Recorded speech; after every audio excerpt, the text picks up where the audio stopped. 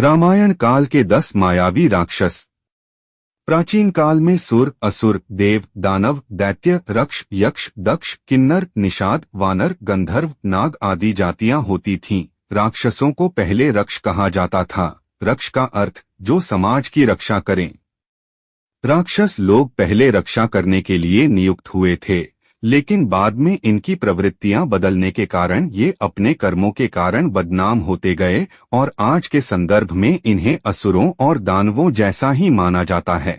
देवताओं की उत्पत्ति अदिति से, असुरों की दिति से, दानवों की दनु कद्रु से नाग की मानी गई है। पुराणों के अनुसार कश्यप की सुरसा नामक रानी से राक्षस उत्पन्न हुए, लेकिन एक कथा के अनुसार प्रजापति ब्रह्मा ने समुद्रगत जल और प्राणियों की रक्षा के लिए अनेक प्रकार के प्राणियों को उत्पन्न किया। उनमें से कुछ प्राणियों ने रक्षा की जिम्मेदारी संभाली तो वे राक्षस कहलाए, और जिन्होंने पूजन करना स्वीकार किया वे यक्ष कहलाए। जल की रक्षा करने के महत्वपूर्ण कार्य को संभालने के लिए यह जाति पवित्र मानी जाती थी।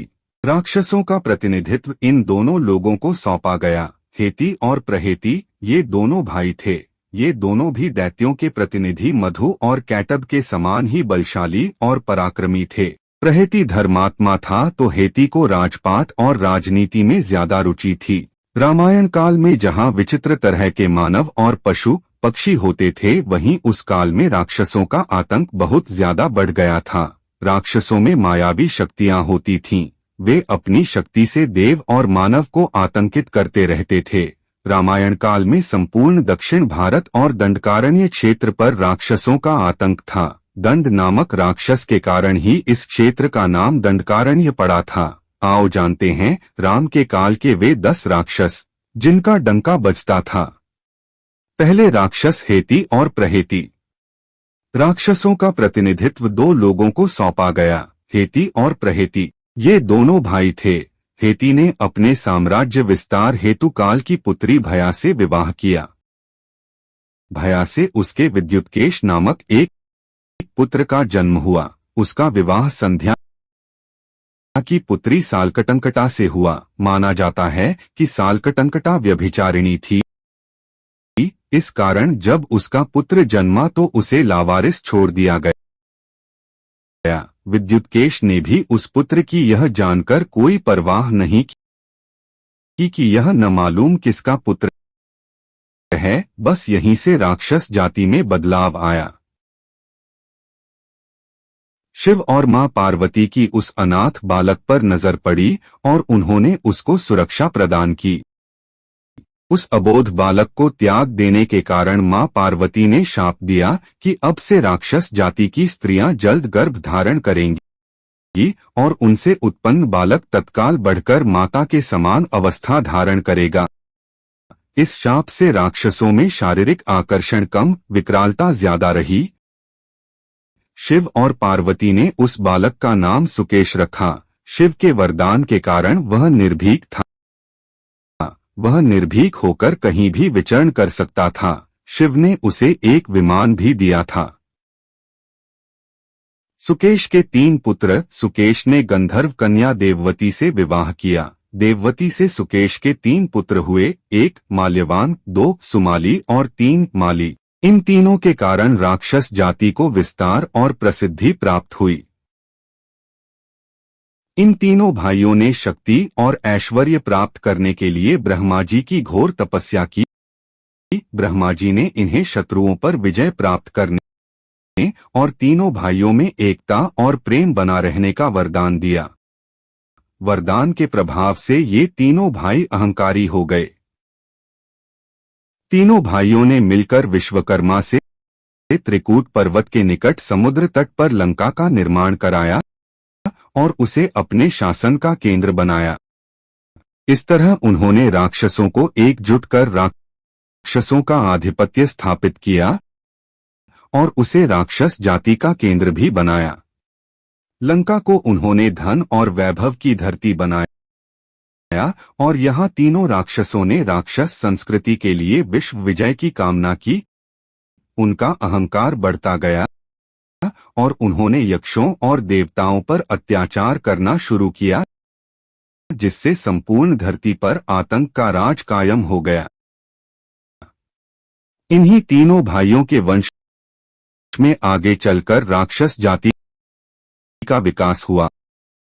तीनों भाइयों के वंशज में माल्यवान के वज्र, मुष्टि, धिरुपार्श्व, दुर्मख, सप्तवहन, यज्ञकोप, मत्त, उन्मत्त नामक पुत्र और अनला नामक कन्या हुई। सुमाली के प्रहस्त, अकनपन, विकट, कालिकामुख, धूम्राश, दंड, सुपार्श्व, सहादी, प्रधस, भास्कण नामक पुत्र तथा रांका, पुंडपोतकटा, कैक्सी, कुभींशी नामक पुत्रियां हुईं। इनमें से कैक्सी रावण की मां थीं। माली रावण के नाना थे। रावण ने इन्हीं के बलबूते पर अपने साम्राज्य का विस्तार किया और शक्तियां बढ़ाई। माली के अनल, अनिल, हर और संपाति नामक 4 पुत्र हुए।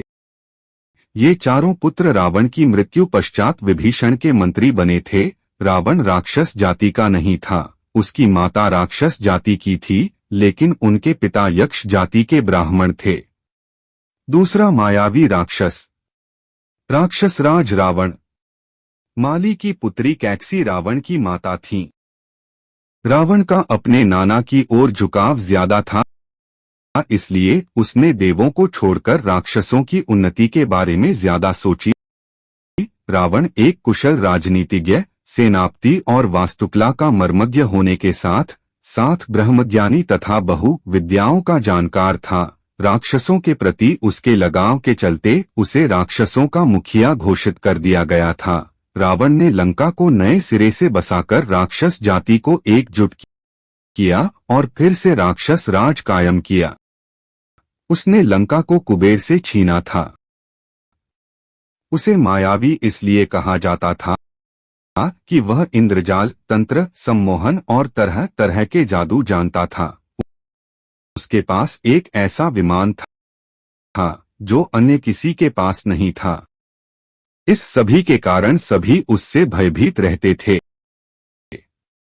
मान्यता अनुसार एक शाप के चलते असुरराज विष्णु के पार्षद जय और विजय ने ही रावण और कुंभकर्ण के रूप में फिर से जन्म लेकर धरती पर अपना साम्राज्य स्थापित किया। द्वापर युग में यही दोनों शिशुपाल व दंतवक्त्र नाम के अनाचारी के रूप में पैदा हुए थे। इनको 3 जन्मों की सजा थी।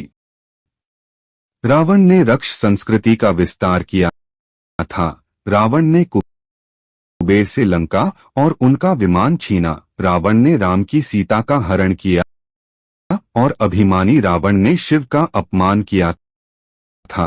विद्वान होने के बावजूद रावण क्रूर, अभिमानी, दंभी और अत्याचारी था। तीसरा मायावी राक्षस, कालनेमी। कालनेमी राक्षस रावण का विश्वस्त अनुचर था। यह भयंकर, मायावी और क्रूर था। इसकी प्रसिद्धि दूर दूर तक थी। रावण ने इसे एक बहुत ही कठिन कार्य सौंप दिया था। जब राम रावण युद्ध में लक्ष्मण को शक्ति लगने से वे बेहोश हो गए थे, तब हनुमान को तुरंत ही संजीवनी लाने को कहा गया था। हनुमान जी जब द्रोणाचल की ओर चले तो रावण ने उनके मार्ग में विघ्न उपस्थित करने के लिए कालनेमी को भेजा। कालनेमी ने अपनी माया से तालाब, मंदिर और सुंदर बगीचा बनाया और वह वहीं एक ऋषि का वेश धारण कर मार्ग में बैठ गया।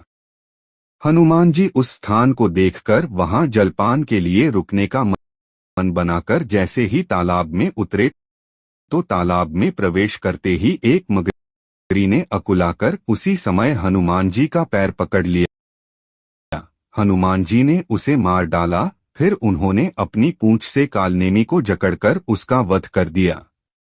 चौथा मायावी राक्षस, सुबाहु। ताड़का के पिता का नाम सुकेतु यक्ष और पति का नाम सुंद था।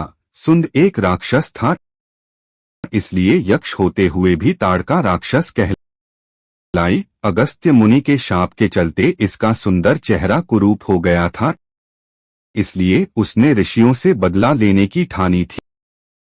वह आए दिन अपने पुत्रों के साथ मुनियों को सताती रहती थी। यह अयोध्या के समीप स्थित सुंदर वन में अपने पति और 2 पुत्रों सुबाहु और मारीच के साथ रहती थी। ताड़का के शरीर में 1000 हाथियों का बल था, उसके कारण ही सुंदर वन को पहले ताड़का वन कहा जाता था। सुबाहु भी भयंकर था और वह प्रतिदिन ऋषियों के यज्ञ में उत्पात मचाता था। उसी वन में विश्वामित्र सहित अनेक ऋषि मुनि तपस्या करते थे। ये सभी राक्षसगण हमेशा उनकी तपस्या में बाधाएं खड़ी करते थे। विश्वामित्र एक यज्ञ के दौरान राजा दशरथ से अनुरोध कर एक दिन राम और लक्ष्मण को अपने साथ सुंदर वन ले गए। राम ने ताड़का का और विश्वामित्र के यज्ञ की पूर्णाहुति के दिन सुबाहु का भी वध कर दिया था। राम के बाण से मारीच आहत होकर दूर दक्षिण में समुद्र तट पर जा गिरा। 5वां मायावी राक्षस मारीच। राम के तीर से बचने के बाद ताड़का पुत्र मारीच ने रावण की शरण ली। मारीच लंका के राजा रावण का मामा था। जब शूर्पणखा ने रावण को अपने अपमान की कथा सुनाई तो रावण ने सीताहरण की योजना बनाई। सीताहरण के दौरान रावण ने मारीच की मायावी बुद्धि की सहायता ली। रावण महासागर पार करके गोकर्ण तीर्थ में पहुंचा, जहां राम के डर के कारण मारीच छिपा हुआ था। वह रावण का पूर्व मंत्री रह चुका था। रावण को देखकर मारीच ने कहा कि राक्षसराज, ऐसी क्या आवश्यकता आ पड़ी जो आपको मेरे पास आना पड़ा। रावण ने गुस्से से भरकर कहा कि राम लक्ष्मण ने शूर्पणखा के नाक कान काट दिए और अब हमें उनसे बदला लेना होगा। मारीच ने कहा, हे रावण, श्री रामचंद्र जी के पास जाने में तुम्हारा कोई लाभ नहीं है। मैं उनका पराक्रम जानता हूँ। भला इस जगत में ऐसा कौन है जो उनके बाणों के वेग को सह पाए। रावण ने मारीच पर क्रोधित होकर कहा, रे मामा, तू मेरी बात नहीं मानेगा तो निश्चय ही तुझे अभी मौत के घाट उतार दूंगा। मारीच ने मन ही मन सोचा, यदि मृत्यु निश्चित है तो श्रेष्ठ पुरुष के ही हाथ से मरना अच्छा होगा। फिर मारीच ने पूछा, अच्छा बताओ, मुझे क्या करना होगा। रावण ने कहा, तुम एक सुंदर हिरण का रूप बनाओ जिसके सींग रत्नमय प्रतीत हो, शरीर भी चित्र विचित्र रत्नों वाला ही प्रतीत हो। ऐसा रूप बनाओ कि सीता मोहित हो जाए। अगर वे मोहित हो गईं तो जरूर वो राम को तुम्हें पकड़ने भेजेंगी। इस दौरान मैं उसे हर कर ले जाऊंगा। मारीच ने रावण के कहे अनुसार ही कार्य किया और रावण अपनी योजना में सफल रहा। इधर राम के बाण से मारीच मारा गया। 6ठा मायावी राक्षस कुंभकर्ण। यह रावण का भाई था जो 6 महीने बाद एक दिन जागता और भोजन करके फिर सो जाता, क्योंकि इसने ब्रह्मा जी से निद्रासन का वरदान मांग लिया था। युद्ध के दौरान किसी तरह कुंभकर्ण को जगाया गया। कुंभकर्ण ने युद्ध में अपने विशाल शरीर से वानरों पर प्रहार करना शुरू कर दिया। इससे राम की सेना में हाहाकार मच गया। सेना का मनोबल बढ़ाने के लिए राम ने कुंभकर्ण को युद्ध के लिए ललकारा और भगवान राम के हाथों कुंभकर्ण वीरगति को प्राप्त हुआ। 7वां मायावी राक्षस कबंध। सीता की खोज में लगे राम लक्ष्मण को दंडक वन में अचानक एक विचित्र दानव दिखा जिसका मस्तक और गला नहीं थे। उसकी केवल एक ही आंख ही नजर आ रही थी। वह विशालकाय और भयानक था। उस विचित्र दैत्य का नाम कबंध था। कबंध ने राम लक्ष्मण को एक साथ पकड़ लिया। राम और लक्ष्मण ने कबंध की दोनों भुजाएं काट डाली। कबंध ने भूमि पर गिरकर पूछा, आप कौन वीर हैं? परिचय जानकर कबंध बोला, यह मेरा भाग्य है कि आपने मुझे बंधन मुक्त कर दिया। कबंध ने कहा, मैं दनु का पुत्र कबंध बहुत पराक्रमी तथा सुंदर था। राक्षसों जैसी भीषण आकृति बनाकर मैं ऋषियों को डराया करता था, इसीलिए मेरा यह हाल हो गया है। 8वां मायावी राक्षस विराध।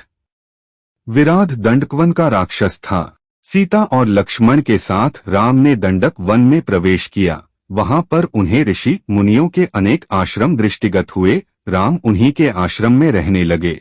ऋषियों ने उन्हें एक राक्षस के उत्पात की जानकारी दी। राम ने उन्हें निर्भीक किया। वहां से उन्होंने महावन में प्रवेश किया। जहां नाना प्रकार के हिंसक पशु और नरभक्षक राक्षस निवास करते थे। ये नरभक्षक राक्षस ही तपस्वियों को कष्ट दिया करते थे। कुछ ही दूर जाने के बाद बाघंबर धारण किए हुए एक पर्वताकार राक्षस दृष्टिगत हुआ। वह राक्षस हाथी के समान चिंघाड़ता हुआ सीता पर झपटा। उसने सीता को उठा लिया और कुछ दूर जाकर खड़ा हो गया। उसने राम और लक्ष्मण पर क्रोधित होते हुए कहा, तुम धनुष बाण लेकर दंडक वन में घुस आए हो, तुम दोनों कौन हो? क्या तुमने मेरा नाम नहीं सुना? मैं प्रतिदिन ऋषियों का मांस खाकर अपनी क्षुधा शांत करने वाला विराध हूँ। तुम्हारी मृत्यु ही तुम्हें यहाँ ले आई है। मैं तुम दोनों का अभी रक्तपान करके इस सुंदर स्त्री को अपनी पत्नी बनाऊंगा। विराध ने हंसते हुए कहा, यदि तुम मेरा परिचय जानना ही चाहते हो तो सुनो। मैं जय राक्षस का पुत्र हूँ। मेरी माता का नाम शतहरदा है। मुझे ब्रह्मा जी से यह वर प्राप्त है कि किसी भी प्रकार का अस्त्र शस्त्र ना तो कोई मेरी हत्या कर सकता है और न ही उनसे मेरे अंग छिन्न भिन्न हो सकते हैं। यदि तुम इस स्त्री को मेरे पास छोड़कर चले जाओगे तो मैं तुम्हें वचन देता हूँ कि मैं तुम्हें नहीं मारूंगा। राम और लक्ष्मण ने उससे घोर युद्ध किया और उसे हर तरह से घायल कर दिया, फिर उसकी भुजाएं भी काट दी। तभी राम बोले, लक्ष्मण, वरदान के कारण यह दुष्ट मर नहीं सकता, इसलिए यही उचित है कि हमें भूमि में गड्ढा खोदकर इसे बहुत गहराई में गाड़ देना चाहिए। लक्ष्मण गड्ढा खोदने लगे और राम विराट की गर्दन पर पैर रखकर खड़े हो गए। तब विराट बोला, हे प्रभु, मैं तुम्बुरु नाम का गंधर्व हूँ। कुबेर ने मुझे राक्षस होने का शाप दिया था। मैं शाप के कारण राक्षस हो गया था। आज आपकी कृपा से मुझे उस शाप से मुक्ति मिल रही है। राम और लक्ष्मण ने उसे उठाकर गड्ढे में डाल दिया और गड्ढे को पत्थर आदि से पाट दिया। 9वां मायावी राक्षस अहिरावण। अहिरावण एक असुर था। अहिरावण पाताल में स्थित रावण का मित्र था, जिसने युद्ध के दौरान रावण के कहने से आकाश मार्ग से राम के शिविर में उतरकर राम लक्ष्मण का अपहरण कर लिया था। जब अहिरावण श्री राम और लक्ष्मण को देवी के समक्ष बलि चढ़ाने के लिए विभीषण के भेष में राम के शिविर में घुसकर अपनी माया के बल पर पाताल ले आया था, तब श्री राम और लक्ष्मण को मुक्त कराने के लिए हनुमान जी पाताल लोक पहुंचे और वहां उनकी भेंट उनके ही पुत्र मकरध्वज से हुई। उनको मकरध्वज के साथ लड़ाई लड़ना पड़ी, क्योंकि मकरध्वज अहिरावण का द्वारपाल था। मकरध्वज ने कहा, अहिरावण का अंत करना है तो इन 5 दीपकों को एक साथ एक ही समय में बुझाना होगा। यह रहस्य ज्ञात होते ही हनुमान जी ने पंचमुखी हनुमान का रूप धारण किया। उत्तर दिशा में वराह मुख, दक्षिण दिशा में नरसिंह मुख, पश्चिम में गरुड़ मुख, आकाश की ओर हयग्रीव मुख एवं पूर्व दिशा में हनुमान मुख, इन 5 मुखों को धारण कर उन्होंने एक साथ सारे दीपकों को बुझाकर अहिरावण का अंत किया और श्री राम लक्ष्मण को मुक्त किया। हनुमान जी ने अहिरावण का वध कर प्रभु श्री राम और लक्ष्मण को मुक्त कराया और मकरध्वज को पाताल लोक का राजा नियुक्त करते हुए उसे धर्म के मार्ग पर चलने की प्रेरणा दी। 10वां मायावी राक्षस खर और दूषण। ये दोनों रावण के विमात्रिज सौतेले भाई थे। ऋषि विश्रवा की 2 और पत्नियां थीं। खर पुष्पोत्कटा से और दूषण वाका से उत्पन्न हुए थे, जबकि कैकसी से रावण का जन्म हुआ था। खर दूषण को भगवान राम ने मारा था। खर और दूषण के वध की घटना रामायण के अरण्यक कांड में मिलती है। शूर्पणखा की नाक काट देने के बाद वह खर और दूषण के पास गई थी। खर और दूषण ने अपनी सेना तैयार कर वन में रह रहे राम और लक्ष्मण पर हमला कर दिया था, लेकिन दोनों भाइयों ने मिलकर अकेले ही खर और दूषण का वध कर दिया। अंत में सबसे बड़ा मायावी राक्षस मेघनाद। मेघनाद को इंद्रजित भी कहा जाता है, क्योंकि उन्होंने स्वर्ग पर आक्रमण करके उस पर अपना अधिकार जमा लिया था। मेघनाद बहुत ही शक्तिशाली और मायावी था। उसने हनुमान जी को बंधक बनाकर रावण के समक्ष प्रस्तुत कर दिया था। दिव्य शक्तियां। रावण के पुत्रों में मेघनाद सबसे पराक्रमी था। माना जाता है कि जब इसका जन्म हुआ तब इसने मेघ के समान गर्जना की, इसलिए यह मेघनाद कहलाया। मेघनाद ने युवावस्था में दैत्यों के गुरु शुक्राचार्य की सहायता से सप्त यज्ञ किए थे और शिव के आशीर्वाद से दिव्य रथ, दिव्यास्त्र और तामसी माया प्राप्त की थी। उसने राम की सेना से मायावी युद्ध किया था। कभी वह अंतर्धान हो जाता तो कभी प्रकट हो जाता।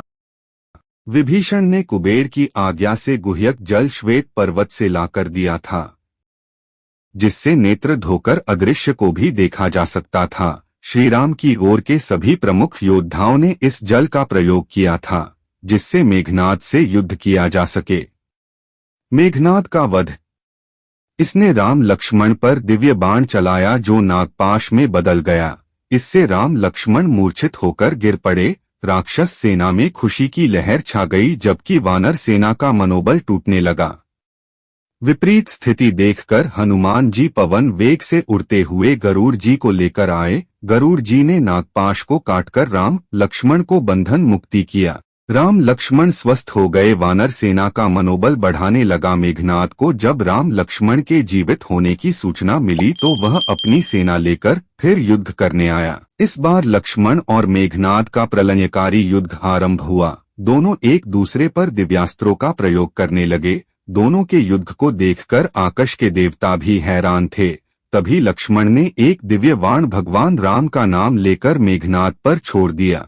बाण मेघनाद का सिर काटते हुए आकाश में दूर तक लेकर चला गया। मेघनाद की इस स्थिति को देखकर राक्षस सेना का मनोबल पूरी तरह टूट गया और प्राण बचाकर नगर की ओर भागने लगे। रावण को जब मेघनाद की मृत्यु का समाचार मिला तो शोक के कारण वह जड़वत अपने सिंहासन पर बैठ गया।